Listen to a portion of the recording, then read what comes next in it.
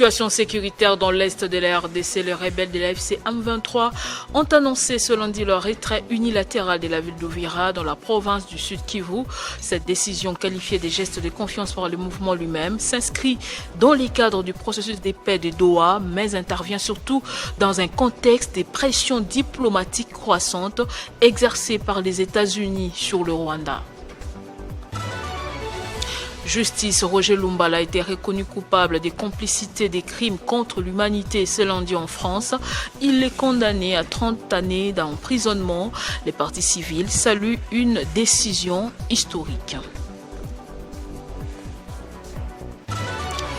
Au Cameroun, 8 morts, tous calcinés dans une explosion d'un camion-citerne sur la route nationale numéro 3 à Tiko entre Limbe et Douala. Ces camions-citernes qui transportaient plus de 36 000 litres d'essence a perdu le contrôle sur la colline de Moutenguene avant de s'écraser et d'exploser près du pont de Likumba.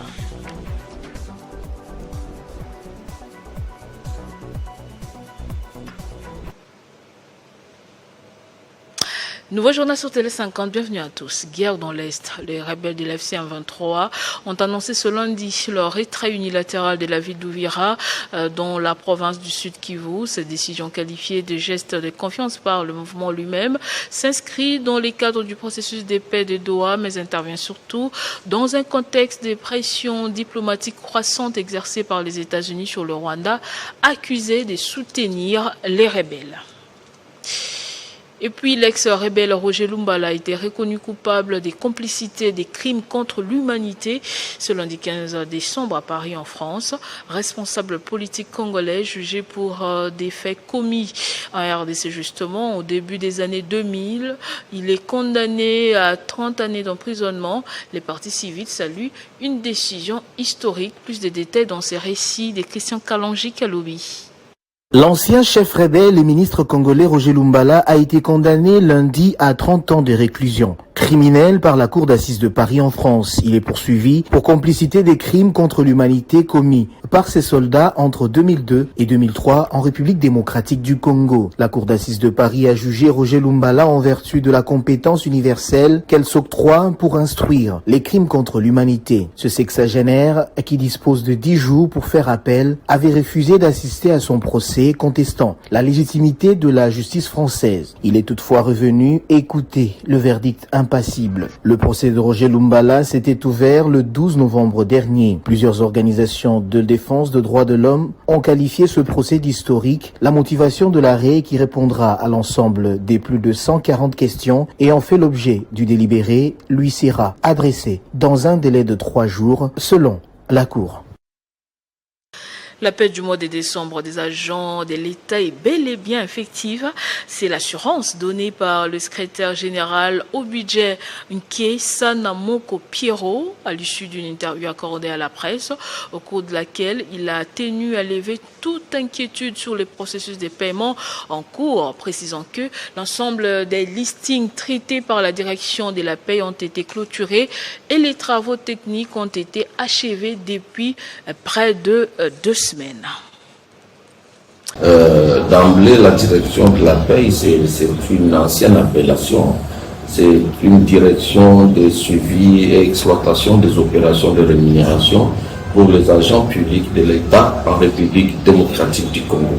À l'heure où nous parlons, vraiment c'est un nouveau vent et vraiment en tout cas au niveau de cette direction, tous les listings de paie pour la paie du mois de décembre sont presque fin prêts. Donc je peux dire à 99%. Donc disons qu'à cette date-là, à cette date d'aujourd'hui, donc la paie est déjà au bon port. Donc pas de souci. Bon, de toutes les façons, ça fait presque 2 semaines qu'on avait commencé les travaux au niveau de la... J'ai fait même les tours là pour vérifier l'effectivité du travail. Et à l'heure où nous parlons, à la date du 15 d'aujourd'hui, donc tous les listings sont prêts et je crois que le processus va continuer au niveau des finances. On va envoyer expédier au niveau de l'ordonnancement et que les agents de l'État soient servis en temps réel pendant les festivités. Vous savez, la régularité de la paie, c'est même la vision du chef de l'État. même de son gouvernement, que les agents de l'État soient payés à temps réel au bon moment. Et pour cette fois-ci, vraiment, c'est un nouveau vent. Hein. Je crois qu'au niveau du budget, donc sous l'impulsion de son Excellence, Monsieur le Vice-Premier ministre, le ministre du Budget, il a été clair que tout se passe dans le respect du calendrier. Et c'est pourquoi nous insistons que les agents de l'État soient calmes partout sur toute l'étendue de la République et la paie va être opérationnelle d'ici là parce qu'au niveau du budget, les listings sont déjà prêts. Plus de 30 personnes ont péri dans le naufrage d'une baleinière survenue le week-end dernier sur la rivière Kwango à hauteur du village Bolo dans les territoires des Bagata. Selon certaines sources, la majorité des victimes étaient des enseignants en route vers Bandundu pour percevoir leur salaire. Autre chose, 153 jeunes désœuvrés communément appelés Kuluna, parmi eux certains qui étaient à la base des récents affrontements entre gangs en plein centre-ville de Lubumbashi et des jeunes volontaires de cette même ville, mis à la disposition du service national par les autorités provinciales du Haut-Katanga. Sous la supervision du gouverneur intérimaire Martin Kazembe, ces jeunes ont rejoint ce lundi le centre d'instruction et des formations des Kanyama-KCC pour une formation paramilitaire qui fera d'eux, demain, des bâtisseurs de la nation. Des affrontements en plein jour, en plein centre-ville de Lubumbashi.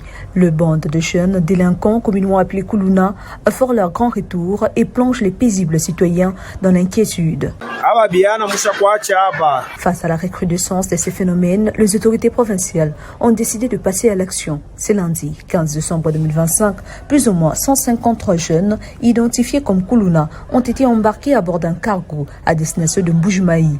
Ils poursuivront ensuite leur trajet par Mweneditu jusqu'à Mamboa, au centre d'instruction et de formation Félix-Antoine Tshisekedi, situé à Kanyama-KCC, dans la province du Olomami. L'opération a été supervisée par le gouverneur d'intérim du Haut-Katanga, Martin Kazembe.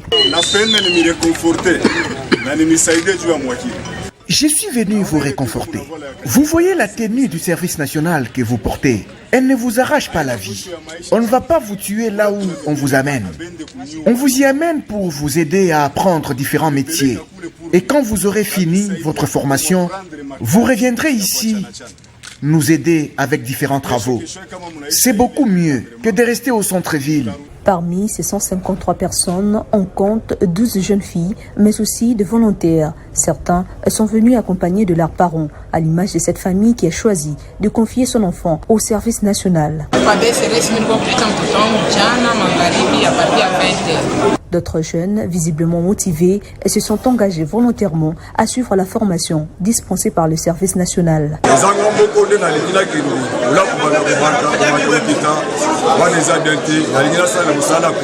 Ces engagements volontaires démontrent que le service national ne procède pas à des arrestations arbitraires. Cette structure, rattachée à la présidence de la République, rappelle que les arrestations relèvent exclusivement des services de police.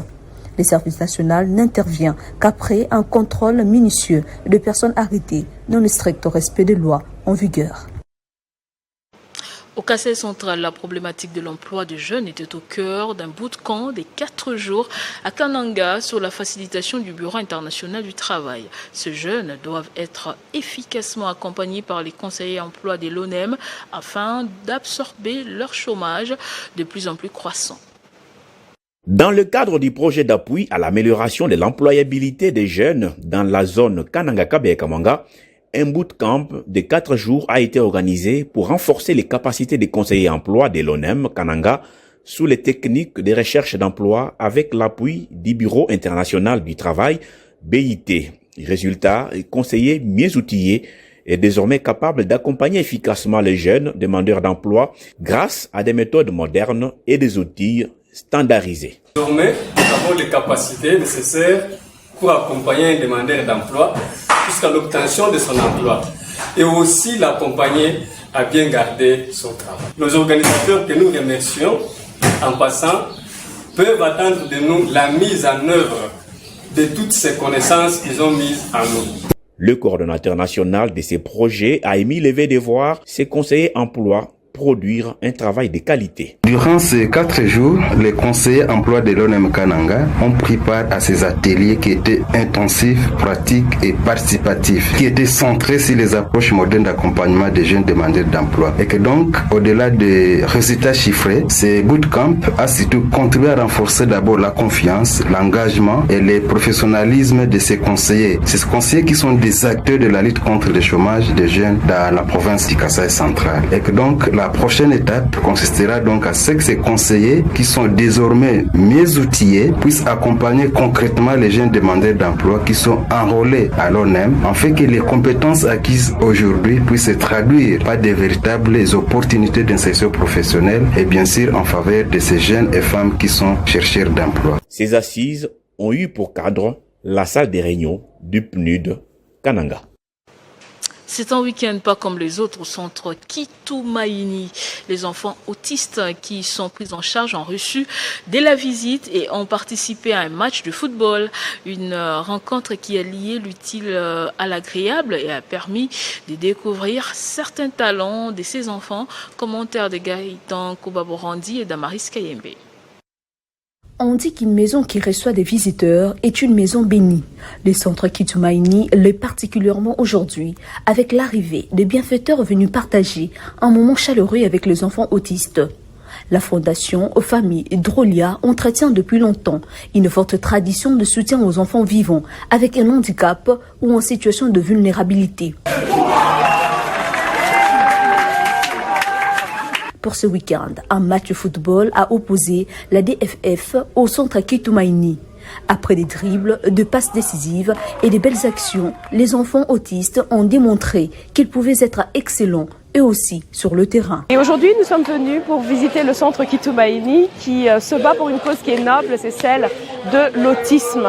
Et aujourd'hui, ça a été une journée vraiment particulière. On a partagé des bons moments, non seulement avec les pensionnaires du centre, mais aussi avec toutes les personnes, les acteurs qui supportent cette belle cause. Et ça a été une journée magnifique. Visiblement émue par cette visite, la fondatrice du centre Kitumaini a rappelé que les enfants autistes disposent de talents dans divers domaines, des talents qu'il faut absolument mettre en avant. Aujourd'hui, nos jeunes qu'on accompagne, les autistes, ont prouvé de quoi est-ce qu'ils sont capables que généralement notre société ignore. Donc on a eu la visite de la fondation de la famille Drolia qui se sont opposés contre le FC Kitumaini. Voilà, ils ont prouvé de quoi est-ce qu'ils sont capables et je pense qu'aujourd'hui le monde comprend que les autistes, ils ont quand même un talent qui sont cachés mais aussi ils sont capables de faire beaucoup de choses que la société ignore. Mais la victoire ne peut être que joyeuse, comme vous pouvez les sentir. Donc aujourd'hui, ces jeunes gens se sont sentis aussi membres de la société. Cette rencontre marque un rapprochement entre deux organisations qui partagent le même centre d'intérêt. L'avenir semble prometteur pour les collaborations entre le centre Kitumaini et la DFF. Et sur le continent, je l'ai dit au sommaire, au Cameroun, 8 morts, tout ce qui a signé dans une explosion d'un camion-citerne sur la route nationale M3 à Tiko, entre Limbé et Douala. Ces camions-citernes qui transportaient plus de 36 000 litres d'essence a perdu le contrôle sur la colline des Moutengene avant de s'écraser et d'exploser près du pont des Likumba. Donald Trump a déposé une plainte lundi en Floride contre la BBC, lui réclamant 10 milliards de dollars pour diffamation et violation d'une loi sur les pratiques commerciales trompeuses et déloyales. Le président américain accuse la chaîne britannique d'avoir réalisé un montage vidéo trompeur de lui avant la présidentielle de 2024. La plainte, enregistrée en Floride, vise le groupe audiovisuel public britannique pour 2 motifs principaux, diffamation et non-respect des lois encadrant les pratiques commerciales trompeuses et déloyales. Pour chacun de ces chefs d'accusation, Donald Trump exige un minimum de 5 milliards de dollars de dommages et intérêts. Quelques heures avant le dépôt officiel de la plainte, le chef de l'État avait annoncé son intention de saisir la justice. Lors d'une déclaration à la presse à la Maison-Blanche, il affirmait que l'action judiciaire serait lancée dans l'après-midi ou au lendemain matin. Il dénonçait alors une manipulation flagrante accusant la BBC d'avoir mis des paroles dans sa bouche. Une controverse autour de l'émission Panorama où déjà il y a plusieurs semaines, Donald Trump avait laissé entendre qu'il pourrait réclamer entre 1 et 5 milliards de dollars à la BBC. La chaîne britannique traverse ainsi une période délicate depuis les révélations entourant son programme d'investigation Panorama. À l'approche de l'élection présidentielle américaine de l'année dernière, l'émission avait diffusé un extrait retravaillé d'un discours prononcé de Trump le 6 janvier 2021, donnant l'impression qu'il incitait directement ses partisans à prendre d'assaut les Capitoles. Face à la polémique, le président de la BBC, Samir Shah, avait adressé une lettre d'excuse à Donald Trump, un geste qui n'a toutefois pas suffi à calmer la colère de l'ancien homme d'affaires, aujourd'hui âgé de 79 ans. Et ce journal est terminé, place au rappel des titres. Situation sécuritaire dans l'est de la RDC. Les rebelles de la FCM 23 ont annoncé ce lundi leur retrait unilatéral de la ville d'Uvira dans la province du Sud Kivu. Cette décision, qualifiée de geste de confiance par le mouvement lui-même, s'inscrit dans le cadre du processus de paix de Doha, mais intervient surtout dans un contexte de pression diplomatique croissante exercée par les États-Unis sur le Rwanda.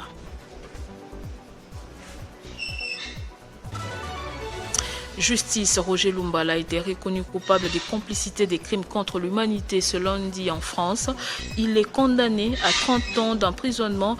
Les partis civils saluent une décision historique. Au Cameroun, 8 morts, tous calcinés dans une explosion d'un camion-citerne sur la route nationale numéro 3 à Tiko, entre Limbe et Douala. Ces camions-citernes qui transportaient plus de 36 000 litres d'essence a perdu le contrôle sur la colline des Moutenguene avant de s'écraser et d'exploser près du pont de Likumba. Restez avec nous tout de suite, c'est la revue de presse.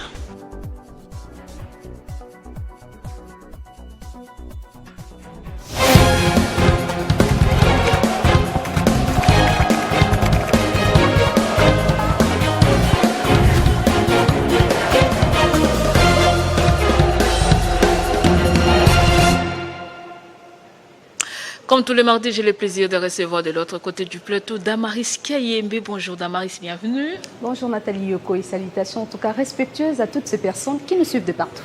Alors, deux sujets pour votre revue de presse Damaris. On commence par cette condamnation de Roger Lumbala à 30 ans de réclusion qui disent les journaux. Et oui Nathalie Yoko, que disent les journaux, on va les découvrir tout de suite avec ce tour d'horizon.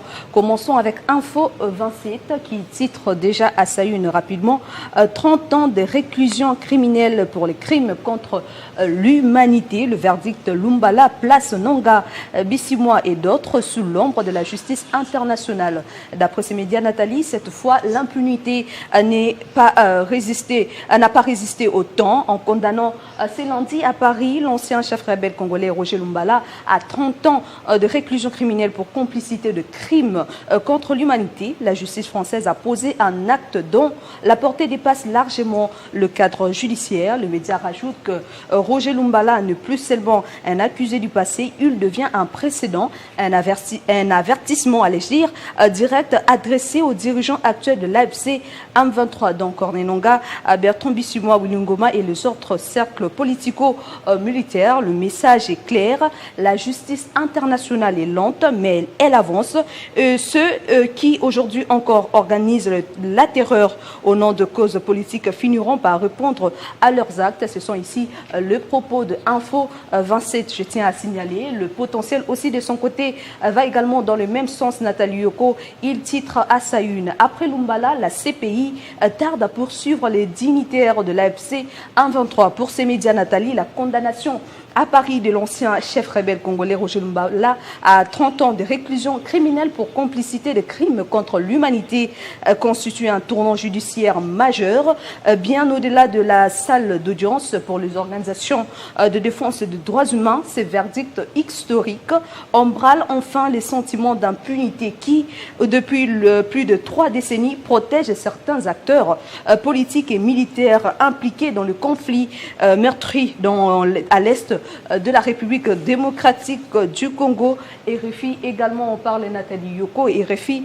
également titre sur la question et s'aligne également dans la même logique d'idée. Est de la RDC, l'ex-chef rebelle Roger Lumbala condamné à 30 ans de réclusion pour complicité de crimes contre l'humanité. Ici, le média est revenu sur quelques témoignages, en tout cas des victimes de l'Est de la République démocratique du Congo. Il qualifie en tout cas cette condamnation de tournant historique, un sentiment de joie et des réparations psychologiques. C'est vraiment un sentiment de joie, a dit l'un en tout cas des victimes sur place, et aussi pour moi une réparation psychologique. Certains ont même témoigné de quelques atrocités qu'ils ont eu à subir à l'Est de la République démocratique du Congo, mais aussi un propos qui est revenu fort ici dans cet article. Un verdict comme celui-ci concernant des faits qui remontent à 23 ans, c'est une grande satisfaction, a dit en tout cas les victimes qu'a relayé RFI sur ce sujet. Alors on va rester dans ces sillages, justement parlant de la guerre dans l'Est.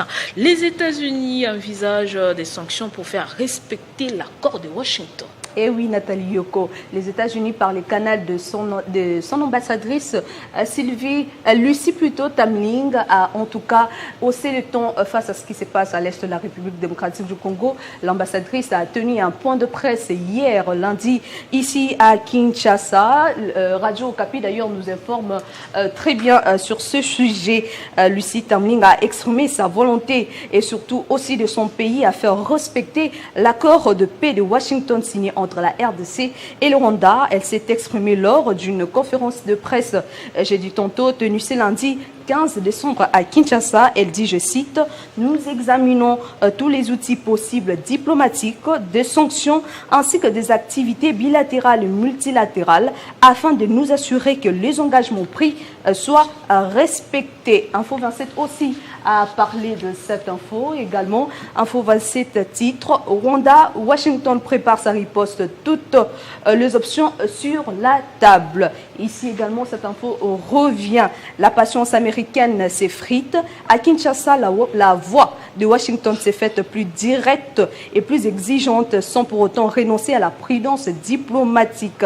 Lucie Tamling a publiquement rappelé que son pays attend du Rwanda le respect strict des engagements pris à Washington le 4 décembre dernier sous l'égide du président Donald Trump, tout en exprimant, allais-je dire, sa déception face à la persistante des tensions sur le terrain. La diplomate a laissé entendre que le temps des avertissements touche à sa limite. De l'autre côté, pour finir, Nathalie Yoko, référence plus aussi à essayer, en tout cas, de relayer l'info. Il titre à sa une. L'ambassadrice des USA devant la presse à Kinshasa, l'accord de Washington n'est pas un bradage de minerais congolais. C'est plutôt, selon l'ambassadrice, un partenariat gagnant-gagnant, a-t-elle affirmé. Elle a d'ailleurs renchéri dans ce sujet. L'accord de Washington comprend plusieurs accords. Nous avons d'abord l'accord entre la RDC et le Rwanda, où les États-Unis sont médiateurs. Il y a aussi des accords bilatéraux avec la République démocratique du Congo, mais ces accords, elle a insisté, ont été négociés pour un partenariat gagnant-gagnant. Par cette sortie médiatique, Lucie Tamling entend apaiser le crainte d'une recolonisation économique et renforcer la crédibilité de l'engagement américain en République démocratique du Congo. Nathalie Yoko. Merci Damaris pour tous ces détails. C'est à moi de vous remercier, Nathalie. Merci également à vous de nous avoir suivis de partout. L'information reste en continu et en temps réel sur votre télévision.